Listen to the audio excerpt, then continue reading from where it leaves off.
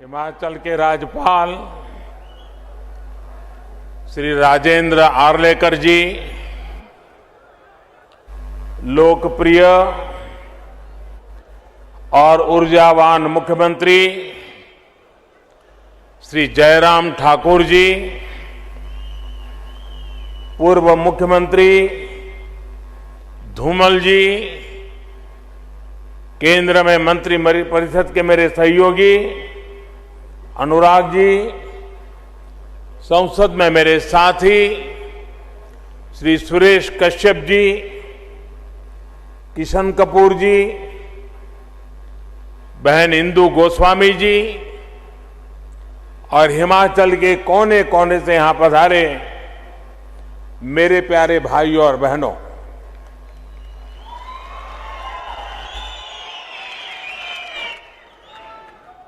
इस महीने काशी विश्वनाथारे दर्शन करने बाद आज इस छोटी काशी मंज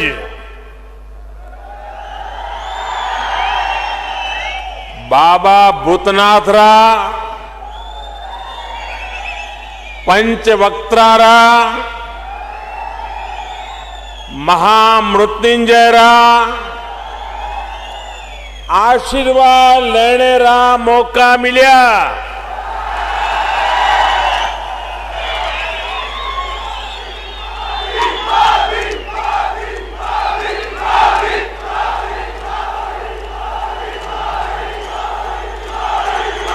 देवभूमि रे सभी देवी देवतियां जो मेरा नमन। साथियों,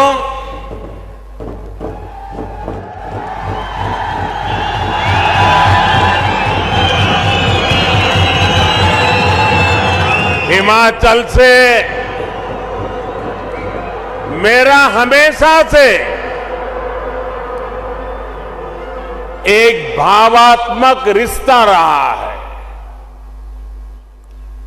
हिमाचल की धरती ने हिमालय के उत्तुंग शिखरों ने मेरे जीवन को दिशा देने में अहम भूमिका निभाई है।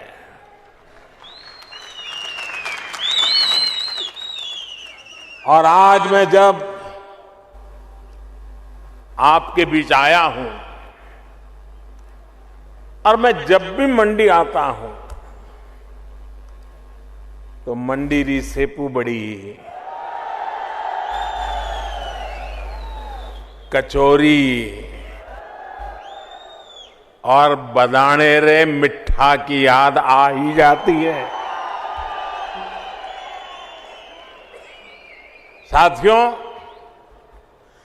आज डबल इंजन की सरकार के भी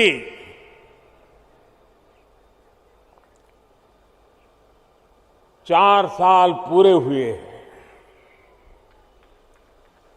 सेवा और सिद्धि के इन 4 सालों के लिए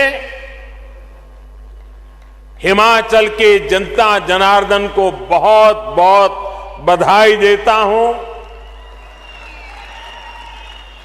और इतनी बड़ी तादाद में और ऐसी कड़ाके की ठंड में हम सबको आशीर्वाद देने के लिए आना, इसका मतलब ही है कि इन 4 साल में हिमाचल को तेज गति से आगे बढ़ते हुए आपने देखा है। जयराम जी और उनकी परिश्रमी टीम ने हिमाचल वासियों के सपनों को पूरा करने के लिए कोई कोर कसर नहीं छोड़ी है। इन 4 वर्षों में 2 साल हमने मजबूती से कोरोना से भी लड़ाई लड़ी है और विकास के कार्यों को भी रुकने नहीं दिया। बीते 4 सालों में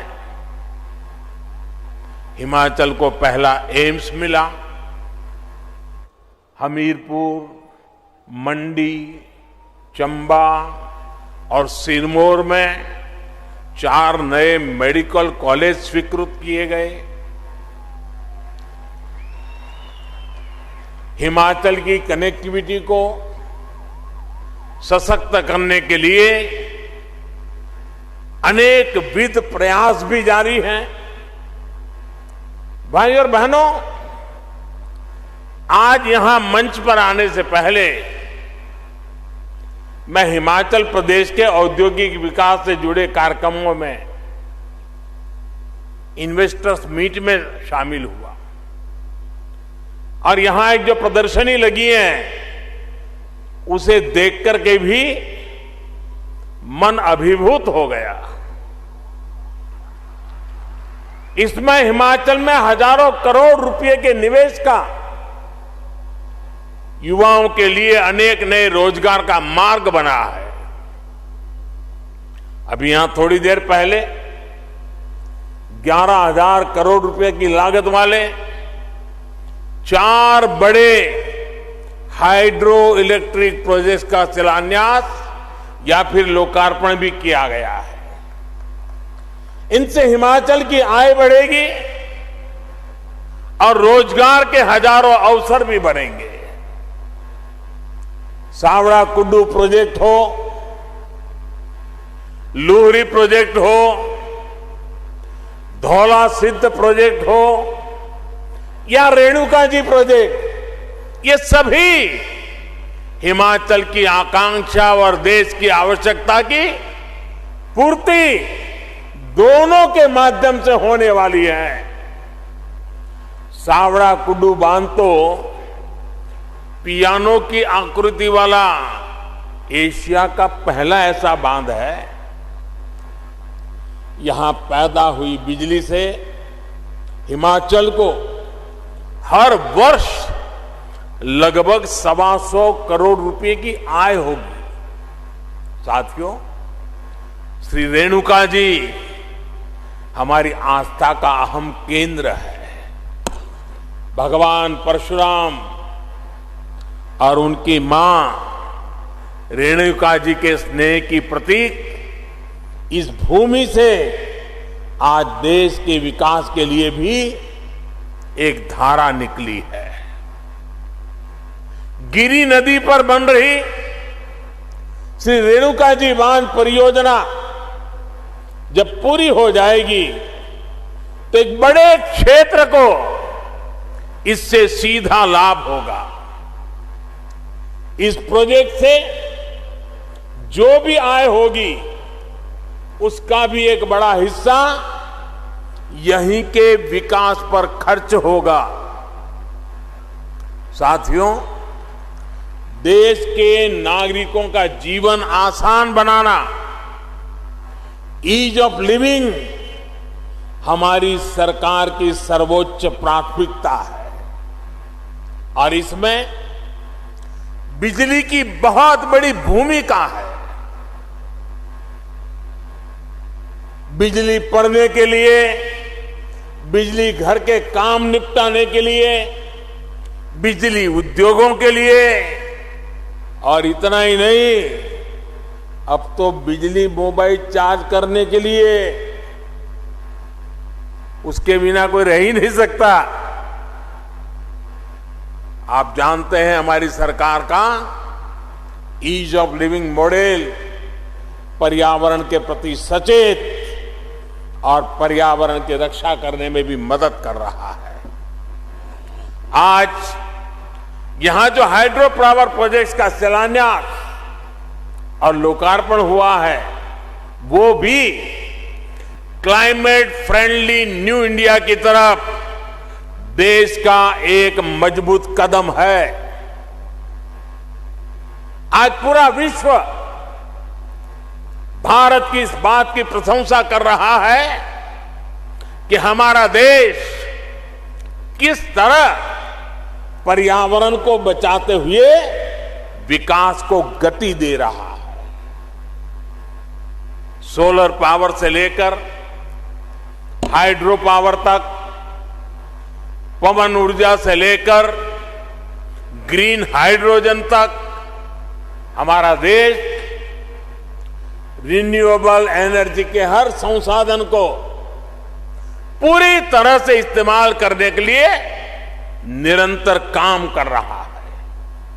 मकसद यही है कि देश के नागरिकों की ऊर्जा जरूरतों को पूरा करने के साथ पर्यावरण की भी रक्षा हो और भारत अपने लक्ष्यों को किस तरह प्राप्त कर रहा है उसका एक उदाहरण देश की बढ़ती इंस्टॉल इलेक्ट्रिसिटी कैपेसिटी भी है। साथियों, भारत ने 2016 में ये लक्ष्य रखा था कि वो साल 2030 तक अपनी इंस्टॉल इलेक्ट्रिसिटी कैपेसिटी का 40% नॉन फोसिल एनर्जी सोर्स से पूरा करेगा। आज हर भारतीय को इसका गर्व होगा कि भारत ने अपना ये लक्ष्य इस साल नवंबर में ही प्राप्त कर लिया है। यानी जो लक्ष्य 2030 का था, भारत ने वो 2021 में ही हासिल कर लिया। ये है आज भारत के काम करने की रफ्तार, हमारे काम करने की रफ्तार। साथियों, पहाड़ों को प्लास्टिक की वजह से जो नुकसान हो रहा है, हमारी सरकार उसे लेकर भी सतर्क है। सिंगल यूज प्लास्टिक के खिलाफ देशव्यापी अभियान के साथ ही हमारी सरकार प्लास्टिक वेस्ट मैनेजमेंट पर भी काम कर रही है। प्लास्टिक कचरे को रिसाइकिल करके आज उसका इस्तेमाल सड़क बनाने में हो रहा है। आज आपसे बात करते हुए मैं हिमाचल आने वाले देश के कोने कोने से लोग यहां आते हैं। हिमाचल आने वाले सभी पर्यटकों से भी आग्रह करना चाहता हूं, हिमाचल को स्वच्छ रखने में, प्लास्टिक और अन्य कचरे से मुक्त रखने में पर्यटकों का भी दायित्व बहुत बड़ा है। इधर उधर फैला प्लास्टिक, नदियों में जाता प्लास्टिक हिमाचल को जो नुकसान पहुंचा रहा है, उसे रोकने के लिए हमें मिलकर प्रयास करना होगा। साथियों, देवभूमि हिमाचल को प्रकृति से जो वरदान मिला हुआ है, हमें उसे संरक्षित करना ही होगा। यहां टूरिज्म के साथ ही औद्योगिक विकास की भी अपार संभावना है। हमारी सरकार इस दिशा में भी लगातार काम कर रही है। हमारा जोर विशेष तौर पर फूड इंडस्ट्री, फार्मिंग और फार्मा पर है, और यहां फन तो है ही है। टूरिज्म का फन हिमाचल से बढ़कर कहां मिलेगा। हिमाचल की फूड प्रोसेसिंग इंडस्ट्रीज में विस्तार की बहुत क्षमता है। इसलिए हमारी सरकार मेगा फूड पार्क से लेकर कोल्ड स्टोरेज इंफ्रास्ट्रक्चर को मजबूत कर रही है। फार्मिंग में नेचुरल फार्मिंग को, प्राकृतिक खेती को बढ़ावा देने के लिए भी डबल इंजन की सरकार निरंतर काम कर रही है। आज प्राकृतिक खेती से हुई उपज की दुनिया भर में मांग बढ़ रही है। केमिकल मुक्त कृषि उत्पाद आज विशेष आकर्षण का केंद्र बन रहे हैं। मुझे खुशी है कि हिमाचल इसमें भी अच्छा काम कर रहा है। राज्य में अनेक बायो विलेज बनाए गए हैं और मैं आज विशेष रूप से हिमाचल के किसानों का हृदय से अभिनंदन करना चाहता हूं कि उन्होंने प्राकृतिक खेती का रास्ता चुना है। मुझे बताया गया करीब करीब 1.5 लाख से ज्यादा किसान इतने छोटे से राज्य में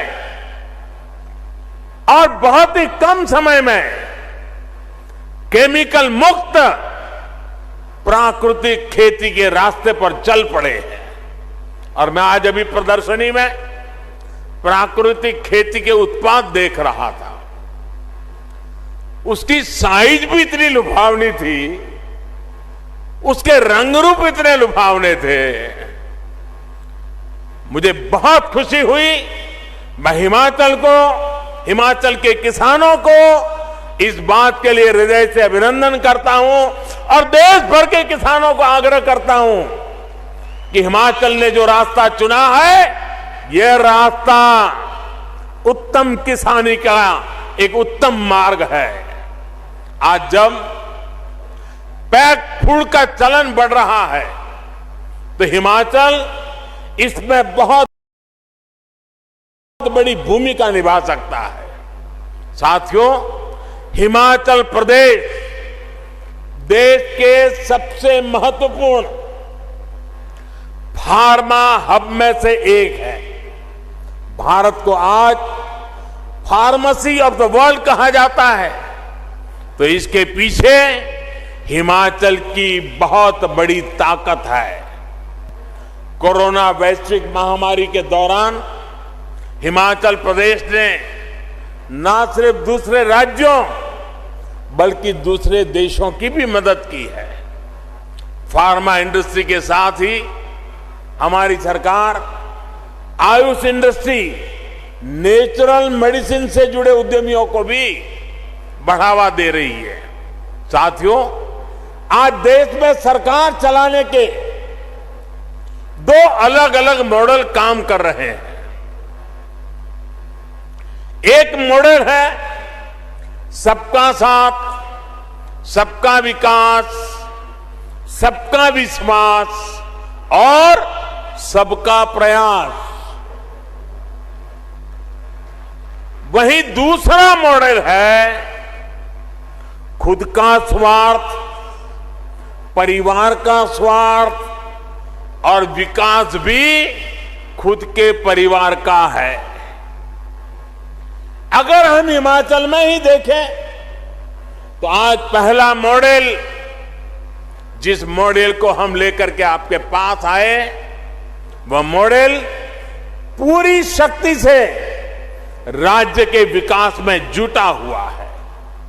इसी का परिणाम है कि हिमाचल ने अपनी पूरी वयस्क जनसंख्या को वैक्सीन देने में बाकी सबसे बाजी मार ली है। यहां जो सरकार में है वो राजनीतिक स्वार्थ में डूबे नहीं है, बल्कि उन्होंने पूरा ध्यान हिमाचल के एक एक नागरिक को वैक्सीन कैसे मिले इसमें लगाया है। और मुझे एक बार वर्चुअली इस काम में जुटे लोगों से बात करने का सौभाग्य मिला था। बड़ा प्रेरक, एक एक की बात इतनी प्रेरक थी। भाइयों बहनों, हिमाचल के लोगों के स्वास्थ्य की चिंता थी, इसलिए दूर दराज के क्षेत्रों में भी कष्ट उठा करके भी सबने वैक्सीन पहुंचाई। ये हमारा सेवा भाव, लोगों के प्रति दायित्व का एहसास है। यहां सरकार ने लोगों के विकास के लिए अनेक नई योजनाओं को लागू किया है और केंद्र सरकार की योजनाओं का भी बेहतर तरीके से विस्तार कर रही है। ये दिखाता है कि हिमाचल सरकार को लोगों की, गरीबों की कितनी चिंता है। साथियों, आज हमारी सरकार बेटियों को बेटों के समान अधिकार देने के लिए काम कर रही है। बेटा बेटी एक समान, और इतनी बड़ी मात्रा में माताएं बहनें आई हैं तो उनके आशीर्वाद हमें इस काम के लिए ताकत देते हैं। बेटा बेटी एक समान। हमने तय किया है कि बेटियों की शादी की उम्र भी वही होनी चाहिए जिस उम्र में बेटों को शादी की इजाजत मिलती है। देखिए, सबसे ज्यादा तालियां हमारी बहनें बजा रही है।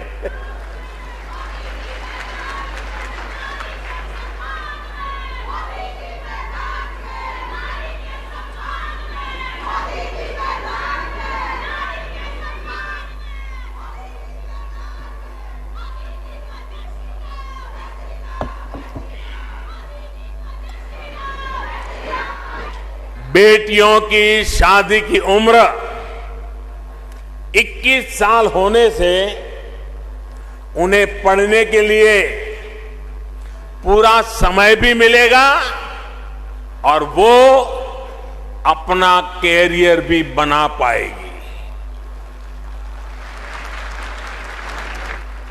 हमारे इन सारे प्रयासों के बीच आप एक दूसरा मॉडल भी देख रहे हैं जो सिर्फ अपना स्वार्थ देखता है, अपना वोट बैंक देखता है।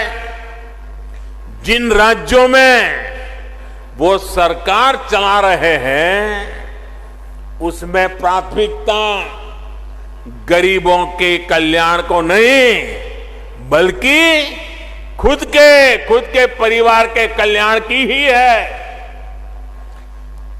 मैं जरा चाहूंगा, देश के पंडितों से आग्रह करूंगा, जरा उन राज्यों का वैक्सीनेशन का रिकॉर्ड भी जरा देख लीजिए।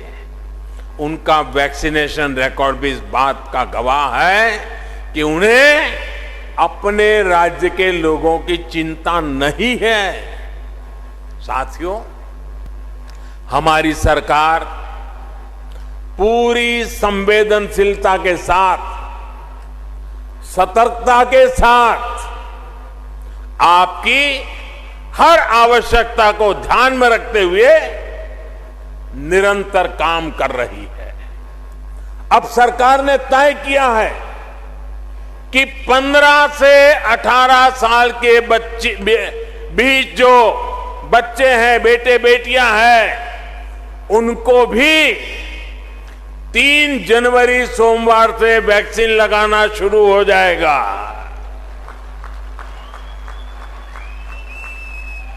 3 जनवरी सोमवार से अभियान शुरू होने वाला है। मुझे विश्वास है हिमाचल प्रदेश इसमें भी शानदार काम करके दिखाएगा। देश को दिशा देने का काम हिमाचल करके रहेगा। हमारे जो हेल्थ सेक्टर के लोग हैं, फ्रंटलाइन वर्कर हैं, वो पिछले 2 साल से कोरोना से लड़ाई में देश की एक बहुत बड़ी ताकत बने हुए हैं। उन्हें भी 10 जनवरी से प्रिकॉशन डोज देने का काम शुरू होगा। 60 साल से ऊपर के बुजुर्ग जिन्हें पहले से गंभीर बीमारियां हैं, उन्हें भी डॉक्टरों की सलाह पर प्रिकॉशन डोज का विकल्प दिया गया है। ये सारे प्रयास हिमाचल के लोगों को सुरक्षा कवच तो देंगे ही, यहां के लिए जरूरी टूरिज्म सेक्टर को भी बचाने में और आगे बढ़ाने में ये बहुत मदद करेंगे। साथियों, हर देश में अलग अलग विचारधाराएं होती हैं, लेकिन आज हमारे देश के लोग स्पष्ट तौर पर दो विचारधाराओं को देख रहे हैं। एक विचारधारा विलंब की है, दूसरी विचारधारा विकास की है। विलंब की विचारधारा वालों ने पहाड़ों पर रहने वाले लोगों की कभी परवाह नहीं की, चाहे इंफ्रास्ट्रक्चर का काम हो, लोगों की बुनियादी सुविधा देने का काम हो। विलंब की विचारधारा वालों ने हिमाचल के लोगों को दशकों तक इंतजार करवाया।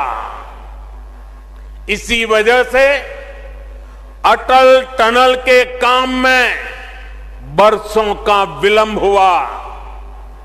रेणुका जी परियोजना में भी 3 दशकों का विलंब हुआ। उन लोगों की विलंब की विचारधारा से तद्दन अलग हमारा कमिटमेंट सिर्फ और सिर्फ विकास के लिए है, तेज गति के विकास के लिए है। हमने अटल टनल का काम पूरा करवाया। हमने चंडीगढ़ से मनाली और शिमला को जोड़ने वाली सड़क का चौड़ीकरण किया। हम सिर्फ हाईवे और रेलवे इंफ्रास्ट्रक्चर ही विकसित नहीं कर रहे, बल्कि अनेकों जगह हम रोपवे भी लगवा रहे हैं। हम दूर दराज के गांवों को प्रधानमंत्री ग्राम सड़क योजना से भी जोड़ रहे हैं। साथियों, बीते 6-7 सालों में जिस तरह डबल इंजन की सरकार ने काम किया है, उससे हमारी बहनों के जीवन में विशेष तौर पर बहुत बदलाव आया है। पहले खाना बनाने के लिए लकड़ी के इंतजाम में हमारी बहनों का बहुत समय बीत जाता था। आज घर घर गैस सिलेंडर पहुंचा है। शौचालय की सुविधा मिलने से भी बहनों को बहुत राहत मिली है। पानी के लिए यहां की बहनों बेटियों को कितनी मेहनत करनी पड़ती थी, ये आपसे बेहतर और कौन जानता है। एक समय था जब पानी का कनेक्शन पाने के लिए ही कई दिनों तक सरकारी दफ्तर के चक्कर लगाने पड़ते थे। आज सरकार खुद पानी का कनेक्शन देने के लिए आपके दरवाजे पर दस्तक दे रही है। आजादी के 7 दशक में हिमाचल में 7 लाख परिवारों को पाइप से पानी मिला था। 7 दशक में 7 लाख परिवारों को।